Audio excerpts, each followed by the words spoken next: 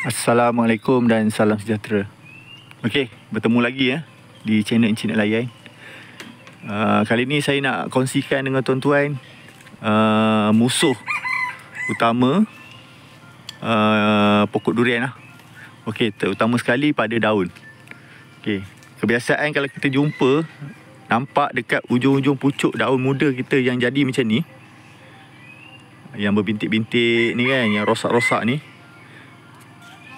ini adalah penyakit ni nampak yang warna putih ni. Ni diserang oleh benda ni. Okey, dia memang suka hisap daun muda, pucuk muda ni.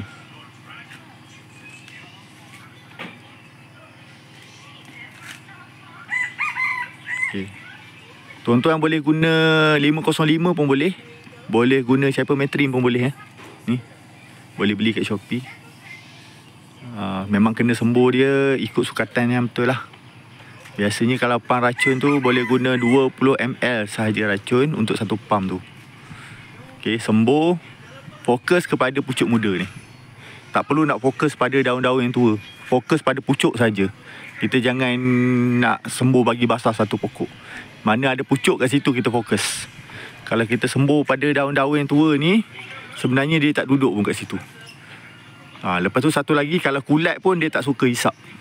Tak suka serang pada daun yang tua ni biasa yang serang daun tua ni adalah teritik. Teritik dia tak kisah. Pada ranting pun dia hisap, pada daun tua pun dia hisap, pada pucuk muda pun dia hisap. Itu teritik punya serangan. Okey, kaedah yang terbaik, tuan-tuan nak sembuh betul-betul basah, gunakan Abamectin campur dengan imidacloprid pun boleh. Dua jenis tu. Ataupun nak lagi baik, campur sekali 3 bahan termasuk racun kulat. Tuan-tuan boleh guna Sikor. Sikor ni dia boleh campur dengan racun serangga. Boleh guna imidacloprid campur. Boleh campur dengan 505. Lepas tu boleh campur dengan Cypermethrin. Kalau boleh jalankan sekaligus. Untuk teritik sebenarnya tak sesuai untuk 505. Memang kalau katakan memang tak jalan lah. Tuan-tuan boleh guna Abamectin campur dengan imidacloprid, campur dengan Sikor racun kulat yang saya amalkan guna yang tu. InsyaAllah 3 jenis tu kalau sembuh, kita boleh jalan sekali harung. Setiap 7 hari daripada mula semburan, 7 hari sembuh sekali untuk mendapatkan hasil yang baik lah.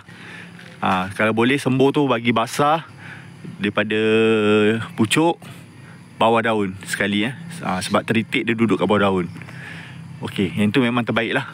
Untuk permulaan kita nak membasmi. Okey, untuk pencegahan kita boleh buat setiap 2 minggu.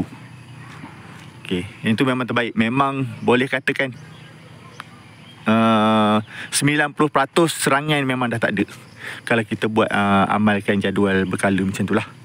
Okey, kalau pokok kita kecil, pokok kecil lah, pokok kecil dengan kuantiti yang sikit, memang kita boleh nak kawal makhluk perosak dengan serangan kulat dan sebagainya lah.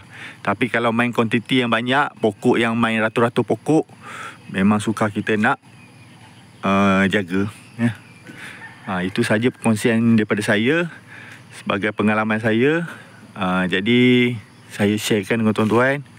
Untuk yang penyakit macam ni, bintik-bintik ni adalah serangan daripada serangga pislek ni nak sebut pun payah, terbelit lidah. Okey, ni dia ni menghisap daun ni. Kalau tuan-tuan tengok daun yang rosak tu jadi macam ni. Macam ni inilah bendanya. Inilah bendanya. Tuan-tuan boleh racun dia. Okey. Kalau tuan-tuan tengok daun tuan-tuan ni tak ada penyakit teritik dan kulat, gunakan satu bahan saja. Tapi rutin berkala 2 minggu sekali, boleh campurkan sekali. Jimat masa dan tenaga. Okey.